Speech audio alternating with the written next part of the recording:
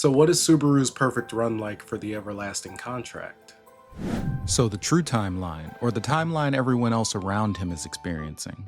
Now let's get into it. Now, Season 2 of the anime picks up right where Season 1 left off, so we got a bit of cleanup left to do with Arc 3. So, following the climax from Season 1, everyone's returning home in their carriages. We see here that Petra has a bit of a crush on Subaru, so it's funny seeing her interact with Emilia. And Subaru's enjoying their interactions as well, but this happens to be one of his save states. So in the canon timeline since, he once again goes from completely calm to having a panic attack. He then asks where Rem is, to which Emilia replies, "Who is Rem?" So what happened? On their way back to the capital, Crush and Rem, this is Rem by the way, were ambushed by the witch's cult. And this ambush was no joke. While Subaru's forces were battling Betelgeuse, two more archbishops spearheaded this attack. Those being the archbishops of Greed and Gluttony, Regulus Corneus and Lai Batankaitos. In this encounter, Rem tells them they will be defeated by the hero she loves, Subaru Natsuki. This encounter ultimately ends with Lai eating her name and memories. Here we get a glimpse into her thoughts. She's dreaming of a future where she and Subaru are married. And heads up, her dream is relevant to one of the ReZero If stories. This would be the Sloth route, which is safe to read if you're up to this point. Her name and memories being eaten though makes it so Subaru is the only one who remembers her. So logistically speaking, if she helped him out at all, he just gets the credit for that. But also, confusingly logistically speaking, who was he going to save when it came to Ram and Beatrice? I don't want to think about it too much, but you get the idea. Rem's out of the picture for everyone else. Crush also had her memories eaten, but not her name, so just consider her amnesiac. Oh, and something that would fit right here, but the anime skips, I want to gloss over it, but I don't want to completely leave it out, is Wilhelm bringing up the blessing of the Reaper. Keep that in the back of your mind for ReZero going forward. Anyway, we pan over to House Karsten where Subaru is sitting with Rem. Here, Puck tells him about the specifics of gluttony, how you can lose your name, memory, or both, and why Rem is in this state. Also, that it's theoretically possible to bring her back by killing gluttony. Arc 4. We see a discussion between the alliance of Team Emilia and Team Crush.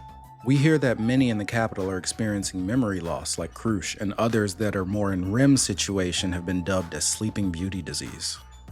And now that this could be traced back more clearly to the witch's cult, Felix casually mentions, of course it's them, we have Emilia with us. Subaru doesn't stand for this of course, and Crush makes Felix apologize.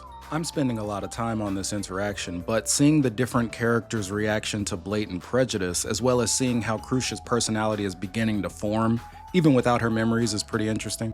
Especially when you consider that there's other cases of this in the capital. Felix does bring up disbanding the alliance, but ultimately they agree that it's best to stay together. Later we see Emilia comforting Subaru. She says she doesn't want him to shoulder the burden of all this by himself. I like here that Subaru says, I don't have to tell you that this is Ram's sister, right? And Emilia answers, of course not, they look just alike. This is also where Subaru vows to bring Rem back. The next day, before heading back to the village, we get a status update on Subaru's gate. Felix has completed the treatment, but there will be another 2 months before it fully recovers. I like this conversation on the ride back between Subaru and Emilia. You get a little insight into their characters, but it's also so refreshing to see them interact in such a casual environment. When they arrive back at the village, they learn half the villagers are still in the sanctuary. Subaru then asks where the sanctuary is, to which Emilia replies, I thought you knew. What? From there, they decide to head over to the manor to figure this out, where they're greeted by a maid who isn't Ram. This is Frederica Baumann, a maid who returned to the manor at Ram's request. She worked there prior, but Subaru had never met her because she took a leave of absence for personal reasons. Subaru fills her in on who Rem is because it's hard not to notice the resemblance, and Frederica also has the information they're looking for. Or rather knows where to point them, and that's at Beatrice. Subaru finds her door no problem as usual. We can see that Betty's clearly affected by the news that Subaru killed Betelgeuse. This is also the first time we're hearing the term witch factor, her going so far as wondering why even kill a Sin Archbishop if not for that. She gives him a clear path to the answers he's looking for, but they end this conversation on less than good terms. Frederica gives them the location of the sanctuary, but tells them to watch out for someone named Garfield when they're there. 2 days later, they depart.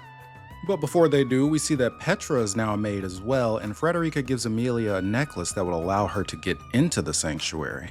And Petra gives Subaru a handkerchief for safe travels. On the way there, Emilia mentions that Puck isn't showing up. She explains that this isn't completely out of the ordinary, but Subaru can't help but think about what Puck said to him. Also, Emilia mentions here that the sanctuary is home to demi-humans, and that she's never even seen another half-elf besides herself. But before they could get too deep into that conversation, the necklace Frederica gave her starts to glow. Subaru has a bad feeling about this, so without thinking, he takes the necklace. This causes Emilia to collapse, and then he's suddenly teleported into the forest. Once there, Subaru sees a small pink-haired girl with what he presumes to be elf ears. She runs away and he follows her. He loses track of her, but he comes across a large stone temple, which of course he's gonna go check it out. Once inside, he gets invited to a tea party. A witch's tea party. This is Echidna, the witch of greed. From their conversation, you can see she has a clear fascination with Subaru, and then she gives him a brief lore dump about the other witches. She also makes an offhand remark confirming he does have the sloth witch factor after all. But she also mentions Sanctuary, and Subaru is too focused on the task at hand. I think this adds to her amusement with him. Before exiting the tea party, she tells him he can never speak of this, and he wakes up with no recollection of what just happened. He heads back outside to find Otto unconscious, and this is where we meet Garfield. Subaru brings up Frederica to end this conflict because that resemblance is also hard to miss. And she was right to warn them because this encounter makes his characterization quite clear. Upon arriving to the sanctuary, they're greeted by Ram, who informs them that all the villagers are safe. We can see a bit of the "who is Rem" phenomena in effect here, and Emilia reminds Subaru that they're taking this on together. Ram leads them into the house where we see a heavily bandaged Roswell. He gives them some exposition that the sanctuary is the witch's graveyard where Echidna met her end long ago. And we see here that he has a clear connection to Echidna, and the reason he's injured is because he was rejected by the trial. And here we also get some exposition about the criteria of the trial, and that Emilia is the one who needs to complete it.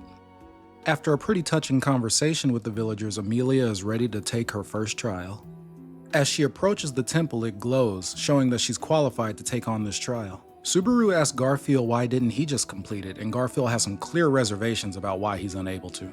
But before they can get too deep into that, the temple stops glowing, which Garfield notes is not supposed to happen. Being the knight he is, Subaru rushes towards the temple to save Emilia. It also glows, showing that he's eligible to take on this trial, which is very confusing because it's only supposed to be for demi-humans. Nevertheless, he rushes in. Once inside, he finds Emilia passed out, and shortly thereafter passes out himself. And here he faces his first trial, his past. And the way his past is framed is such a masterpiece. Such a brief window, but we truly get some insight on how amazing his parents were, as well as what could be seen as slothful when faced with literal sin. It's an amazing sequence. We see here that Echidna fabricated this from his memory, and based on her observations, he passed. Subaru's reaction to all of this is just perfection as well.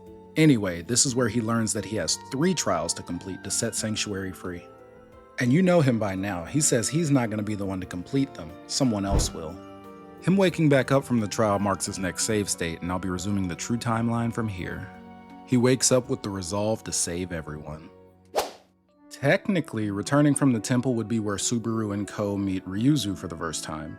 However, I like from our perspective that he can just tune her out because he's been through this before. He does some serious thinking about his previous loops, and a big takeaway here is that Roswell was able to partially piece together Return by Death in one of them. From here, he decides he wants Echidna's help, so he returns to the temple. Once inside, though, it just triggers his second trial. And here's where he beholds unthinkable presence. So consider the second trial the antithesis of this video. These are all the times he's failed, 17 so far if we're keeping track, and then the aftermath that comes from those. And man, I like this perspective too. Once you're a fan of this series long enough, you're definitely thinking about Collateral, you know, because it's pretty clear he's not the one picking these save states. And Subaru's reaction makes it pretty clear this isn't something he's given very much thought. It's another very intense scene, and the trial doesn't stop until he's relived all his attempts. And possibly others. The trial has to exist for others, but I imagine they wouldn't have such a powerful attachment to these probable presents as someone who has access to return by death. After this, he looks utterly defeated, but then hears Rem's voice. And he's so distraught it doesn't matter how little sense this makes, he vents to her all the same. However, she gives herself away because she says all he needs to do is sleep, and he knows Rem would never tell him to give up. This turns out to be another witch, Carmilla, the Witch of Lust. And he's rightfully upset, but before he can fully interrogate her, he's invited to another tea party. Echidna gives him a rundown of the second trial just like the first, but mentions his return by death is the Witch of Envy's authority, and that only she would know whether or not those unthinkable presents happened in some other reality. Their conversation continues and leads into Echidna wanting to form a contract with Subaru. She lays out all the points and he starts to seriously consider it, but this gets interrupted by Minerva, the Witch of Wrath. She and Carmilla mention that Echidna is leaving out the negatives, and now we see that Subaru is quite the popular party guest. His mere presence seems to have invited other guests, those guests being Sekhmet, the Witch of Sloth, Typhon, the Witch of Pride, and Daphne, the Witch of Gluttony. Echidna then delivers a grand speech and tries to continue forming the contract with Subaru, after which he brings up a bit of information he learned about Beatrice from a previous loop. He's less than thrilled with Echidna's response to this and resolves to form a contract with Beatrice instead. And heads up, this is where the greed if route would branch from, had he taken the contract with Echidna. Anyway, we seem to have an uninvited guest drop in on the tea party, Satella, the Witch of Envy. Subaru vents his frustrations to her, but she doesn't seem to want him to suffer. There's a lot of mixed emotions here, rightfully so. And bonus points to the anime for having Emilia and Satella share a voice to really play up that similarity. Glossing over the rest of this, but it's an incredibly powerful scene. Subaru breaks down, the witches build him back up, and he thanks them for it. And before the tea party ends, Subaru tells Satella that he's going to save her. When he comes to this time, he's already outside the temple. Patrash carried him out because she was worried about him. Subaru is wondering if he passed the second trial, but as he approaches the temple, he gets rejected this time. And after this, he has a discussion with Roswaal, with his main goal being trying to find a way out of the sanctuary without completing the trial. And this conversation goes on for a bit, with each of them hinting at and confirming various different things that they know. But Roswaal has a symbolic mask-off moment here as he reveals he's the one who ordered the attack on the manor, which he also claims was for Subaru's benefit, even more so now that he knows he lost access to the trial.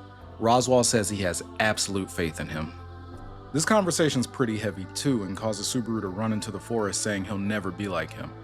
And he has another breakdown, rightfully so. To say he's facing a lot of conflict is an understatement. He asks, "What do I do?" until morning. Luckily, Otto's got the answer for that, and it's to smack some sense into him, quite literally. It's a pretty feel-good scene for such a high-tension moment. Subaru does have a unique burden to bear, but he doesn't need to bear all burdens alone, as he's been reminded before, but it's nice to see he and Otto connect as friends. Alright, feeling fully revitalized and looking pretty confident, he bursts into Roswaal's room.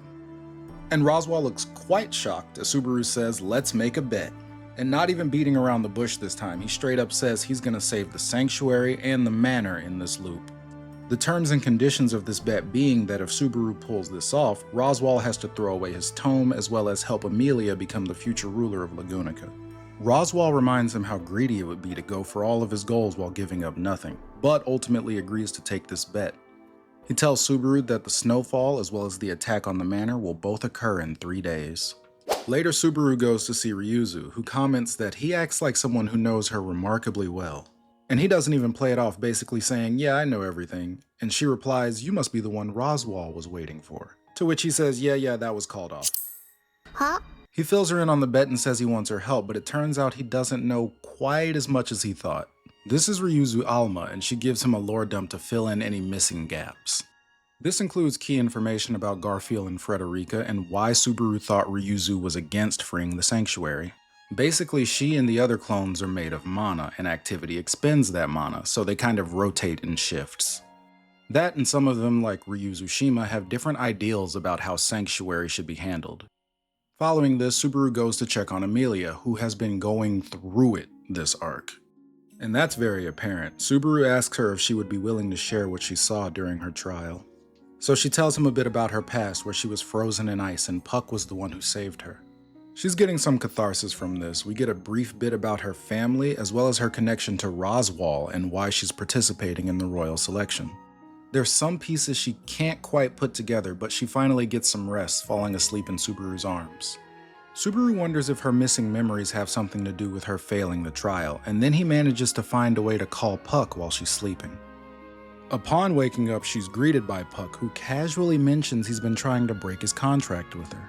He says this is to lift the seal on her memories, but this is still extremely difficult for her. He then severs the contract and she collapses as a result. Later, when we see Subaru visit her, she's still understandably upset. She asks Subaru to stay with her and hold her hand until morning, which normally he'd be thrilled, but he's under some pretty strict time constraints. We get a brief glimpse of her memories returning, but when she wakes up to find Subaru not there, she's pretty distraught. When morning comes, she seems to be missing, and there's a search party out looking for her. Garfield comments that this doesn't seem right. He heads to find Ryuzu, but finds Otto waiting for him instead, who's ready to intentionally delay him. Garfield, extremely in character, just punches him and leaves, but falls into a pitfall on his way out. Pretty cool scene, honestly. We get some Otto lore here, and it's nice to see how far he's come as Subaru's friend. When Garfield manages to get out, he keeps up the chase, but Ram intervenes here. And I especially like that, because there's a scene earlier where Otto asks Subaru, "Wouldn't Ram be your enemy?" And the response is basically, "Is she?" Like, he couldn't even fathom that.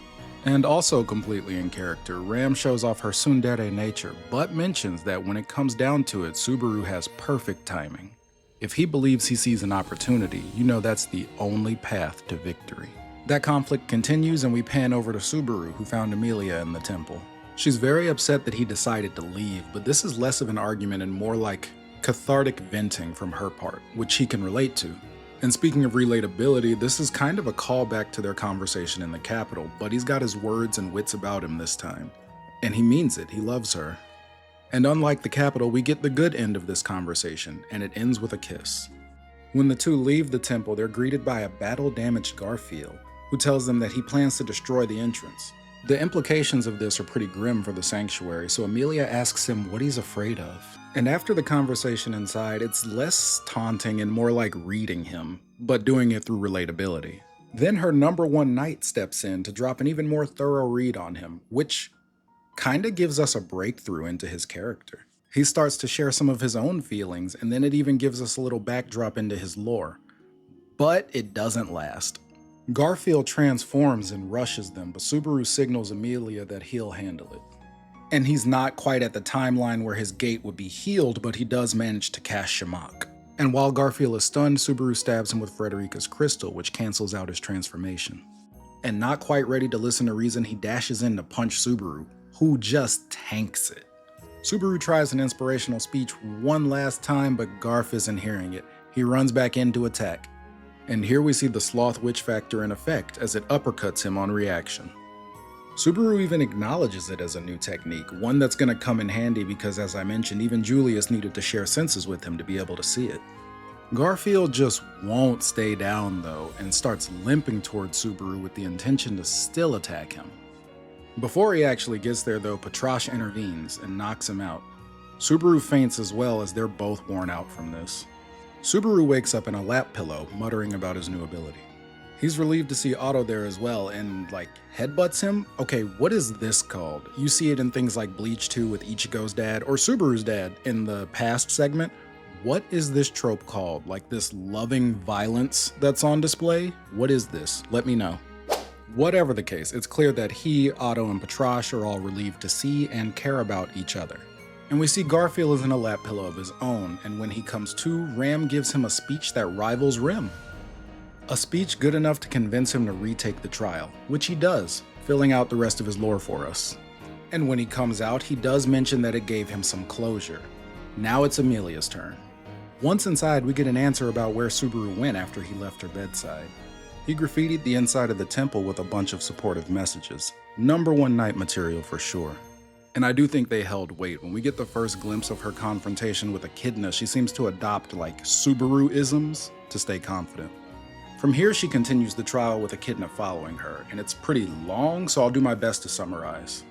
Some key takeaways from Emilia's lore is that she lived in Elior Forest with her aunt on her father's side, Fortuna. And Fortuna happens to be the guardian of a very important seal in this forest, and the seal piques Emilia's interest. When she finally gets a chance to go to the seal up close, she meets and befriends Betelgeuse in person, as opposed to just seeing him when she's out on like childhood adventures. He has a clear, very long history with Fortuna and eventually brings up Emilia's mother and father, who he also knows. Before they get too deep into that, Regulus invades the forest along with Pandora, the Witch of Vainglory. And Pandora's goal in the forest is to open the seal. This encounter is where Betelgeuse first takes on the Sloth Witch Factor in an effort to buy Emilia and Fortuna time to escape. Unfortunately, despite his and Fortuna's best efforts, Emilia does eventually end up in front of the seal with Pandora. Pandora tells her to consider herself to be the key and wants her to open the seal, but Emilia is reluctant to do so because she promised not to. Pandora says she respects her decision, but implies she's willing to use force to get this seal open. We then see Fortuna arrive to try to defend Emilia. It's rough. It's a pretty fruitless effort, and eventually Betelgeuse shows up to try to intervene. It goes horribly though, because Pandora altered his perception and he kills Fortuna instead. This leads him down his path of insanity. This is extremely overwhelming to Emilia, and she begins lashing out against Pandora. And her lashing out is what led to her being encased in ice, as well as the other people in the forest. Before this fully takes effect, we see Pandora remove herself from Emilia's memory. There was a lot to process for her, but she handled the conversation after with Echidna quite well. Emilia passes her first trial. And while her trial was going on, Ryuzu gives the others waiting outside a lore dump about the original Ryuzu. Also long, I'm going to try to spark notes it. Here are some key takeaways. Around 400 years ago, Echidna created her RPG party with the goal of creating a safe space for demi-humans. This party consisted of Echidna herself, of course, but also an artificial spirit she created, Beatrice, the original Ryuzu, and Roswal A. Mathers. She designed a barrier to keep the sanctuary safe, but before it was completed, they were attacked by Hector, the Warlock of Melancholy. The original Ryuzu eventually sacrificed herself to become a battery for this barrier. I'm skipping a lot, I know. Eventually, Sanctuary became where Echidna was doing her experiments with immortality, using Ryuzu's clones as like a template. Also worth mentioning that she and Roswal created the manor as well as the library that Beatrice resides in. This is where she gets her instructions to wait for that person. We also get some information about the trials in there, and eventually Echidna dies. But Roswal has a plan to revive her, and I think this covers a decent amount. Fast forwarding a bit, Subaru, Otto, and Garfield pay Roswal a visit. Subaru basically tells him that the chessboard has been shaken up. And something interesting about this exchange is that Roswal is less surprised by Garfield being there than Otto. He didn't even know who he was. Anyway, Subaru tells him that they know the history of the sanctuary now and tries to get Roswal to surrender peacefully. But Roswal still feels he has the advantage, and clearly he is dead serious now. No more sing-song voice. But neither side will budge, so Subaru and co decide to leave. Since he couldn't convince Roswal to stop the attack on the manor, Subaru wants to get there as fast as possible. He has Garfield in his corner this time too, though, who can pass through the barrier because he's only 1/4 Beastman. Garfield is pumped too, by the way. No one can run from Reinhard. Also, while we're still here, Garfield seems like such a great friend now post-closure. He even thinks Subaru's cool. Anyway, Subaru leaves Frederica's crystal with Ram, and then they head off to the manor. Still following Ram, we pan over to see Emilia exiting the trial. The two have a nice conversation, and the biggest takeaway is that Ram does think Roswal is strayed a bit too far from his path. She wants Emilia to take the throne of Lagunica because that'll fulfill his wish. And Emilia doesn't quite know how this will save Roswal from himself, but she's glad to help Ram. But it turns out he's also here to greet her after her trial. It's so unsettling the way he tries to tear her down. He even goes after Subaru's pep talks. She stands her ground pretty well against him though and tells him exactly how different he and Subaru really are. He goes on to essentially say that their optimism is meaningless because the world will end soon. It's strayed too far from its course. She tells him not to give up and tells Ram that she's gonna handle that promise. She goes to take the second trial. Roswaal leaves but tells Ram to wait outside for Emilia. She didn't, but instead used her clairvoyance to track him to Ryuzu's lab. She says she's come to take him away from the witch's delusions. He reveals his plans and asks her, "Do you think you can defeat me?" And she knows she can't, but this is a 2-on-1 because Puck emerges from the crystal Subaru left her. They clash and then we pan over to the manor. We see Petra running, but she doesn't want to abandon Rim. When she turns back to think about it, she runs across Elsa. And just as Elsa's about to strike, Frederica saves her. Frederica tells Petra to run away, but just as she's about to give up, Subaru shows off his perfect timing. And Garfield steps in to help Frederica, and even amidst all this danger, their reunion is pretty touching. Frederica goes to get Rim, and Garfield stays behind to battle Elsa. Subaru tells Beatrice he's taking her away from the manor as well, and she pieces together Roswaal's plan. He gets to hear a little about the backstory from her side as well as what the tomes mean to her. He gives her one of his pep talks, and at the end of this heart-to-heart, she asks him if he'll be that person for her. He tells her he could never be whoever that is and gets expelled from the library. Quite the tense timing for one of his pep talks to fail. They have other pressing issues though because his plan to counter Mei Li's Mob Beast didn't go off perfectly. Frederica opts to take on Mei Li here to give the others a chance to escape. Cutting back to Emilia's trial, I'm not going to say much about this one, but I want to note that it ends with Echidna saying, "I just hate you so much." But hey, she passed, and she has a nice moment with the villagers waiting for her outside. And wasting no time, she goes back in to take on her final trial. Back to the manor, and all the respective fights are still ongoing, including Subaru, Otto, and Petra trying to avoid a very powerful mob beast. Subaru decides to make use of his unparalleled knowledge of the modern world, and in the process of doing so, he and Otto accidentally set the manor on fire. Subaru splits with Petra and Otto. He wants them to escape, but he's not leaving without Beatrice. Back to Emilia, who's taking her final trial. After seeing several possible futures, she meets with Minerva in the place of Echidna, who did not want to see Emilia. And their interaction is nice, but this makes it clear that Emilia is quite polarizing amongst the witches. Emilia's thoughts are essentially that if those are only possible futures, she can always fight for a better outcome. With that, she passes the trial and then sees the spell in Echidna's grave that's generating the barrier in the sanctuary. She instinctively smashes it and heads back outside, and when she does, we see that the snowfall has begun. And speaking of snowfall, back to Ram and Puck v Roswaal. Tensions are extremely high in this fight, and Ram tells Roswaal she loves him. And honestly, it has enough of an effect to delay the battle, even if only for a little bit.